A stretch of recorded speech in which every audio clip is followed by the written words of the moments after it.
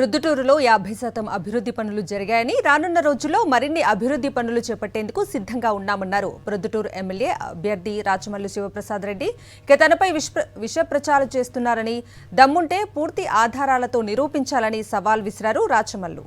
CBI దర్యాప్తునకు కూడా సిద్ధమని అంటున్న ప్రొద్దుటూరు ఎమ్మెల్యే అభ్యర్థి రాచమల్లు శివప్రసాద్ రెడ్డితో మా ప్రతినిధి Sushmita face to face. Proddatur MLA అభ్యర్థి రాచమల్లు శివప్రసాద్ రెడ్డి ప్రస్తుతం మనతో ఉన్నారు. ఇప్పటికే 2 సార్లు కూడా ప్రొద్దుటూరు నియోజకవర్గం నుంచి కూడా ఎమ్మెల్యేగా గెలుపొందారు. అయితే మూడోసారి కూడా గెలుపొందేందుకు సిద్ధంగా ఉన్నారు. అయితే ప్రస్తుతం అతని ముందున్న సవాళ్ళు ఏంటి, ఎమ్మెల్యే గారి ముందున్న సవాళ్ళు ఏమిటి, ఇక్కడ ప్రస్తుతం నియోజకవర్గంలో ఎటువంటి పరిస్థితులు ఉన్నాయి, కొన్ని ఆరోపణలు కూడా వినిపిస్తూ ఉన్నాయి. మరి ఆయన ఏమంటారో ఆయన మాటలను వినే ప్రయత్నం చేద్దాం.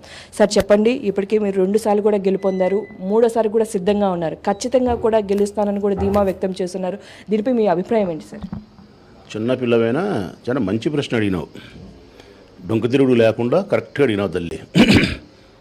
కరెక్ట్గా ఎన్నికల్లో నా ముందు ఉండే పరిస్థితులు ఏంటంటే, ఒకటి విషప్రచారం, నాకు వ్యతిరేకంగా ఉండే విషప్రచారాన్ని నేను ఎదుర్కోవాలా. నాకు అనుకూలంగా ఉండే అంశాలు ఏంటంటే, నా జెండా నేను అభివృద్ధి చేసినాం. సంక్షేమ పథకాల పేరుతో పేదవారికి 1700 కోట్ల రూపాయలు ఉచితంగా, దళారీ వ్యవస్థ లేకుండా, లంచగొండితనం లేకుండా ప్రతి పేదరికాన్ని ప్రామాణికంగా తీసుకొని 1700 కోట్ల రూపాయలు నగదు లెక్కను వారి అకౌంట్కే ట్రాన్స్ఫర్ చేసింది నా జెండా. ఇది నా వైపు ఉండే అనుకూలత. 2, జగన్మోహన్ రెడ్డి గారు ముఖ్యమంత్రి అయిన తర్వాత ఆయన చలవ వలన ఈ నియోజకవర్గానికి కావలసిన మౌలిక వసతులు, త్రాగునీరు, రోడ్డు, కాలువలు, విద్యుత్తు, పార్కులు, మార్కెట్టు, పైపుల కొత్త పైపులు వాటిని సప్లై చేసేటి, ఇట్లాంటి 1300 కోట్ల రూపాయల అభివృద్ధి పనులు చేసి శత్రువులను సైతం ఈ ఊళ్ళో అభివృద్ధి జరిగిందని చెప్పి మెప్పించగలిగిన. ఇది నా దగ్గర ఉండే 2వ అస్త్రం తల్లి.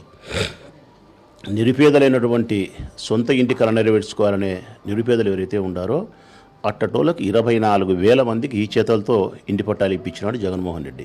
వారి పేరుతో రీసెర్చ్ చేయించినాం, వారికి ఒక చిరునామా ఇచ్చినాము, ఒక ఆస్తిని ఇచ్చినాము, ఇంట్లో నిర్మాణాన్ని కూడా కొన్ని వేలు పూర్తి చేసినాము, మిగతా అన్ని కూడా పూర్తి చేయబోతున్నాం. నా హ్యూమానిటీ ఇది రాజకీయాలకు అతీతంగా నా మానవతా హృదయంతో నా ఇంటికి వచ్చిన ప్రతి మనిషికి కన్నీళ్లు దురవడానికి ప్రయత్నం చేసిన 10ల సంఖ్యలో, 100ల సంఖ్యలో, 1000ల సంఖ్యలో మనుషులకు కోట్ల రూపాయలు నేను ఎంతో ప్రేమతో వారికి సహాయం చేయగలిగిన. పెళ్ళి అంటే, పేరెంటం అంటే, మరణం అంటే, చదువు అంటే, ఆకలి అంటే ఒకటేమిటి, నా దగ్గర నుంచి సహాయం పొందకుండా ఈ ఇంటి నుంచి బయటికి పోయిన వాళ్ళు ఎవరన్నా ఉంటే క్షమాపణ చెప్తా అని చెప్పిన నేను.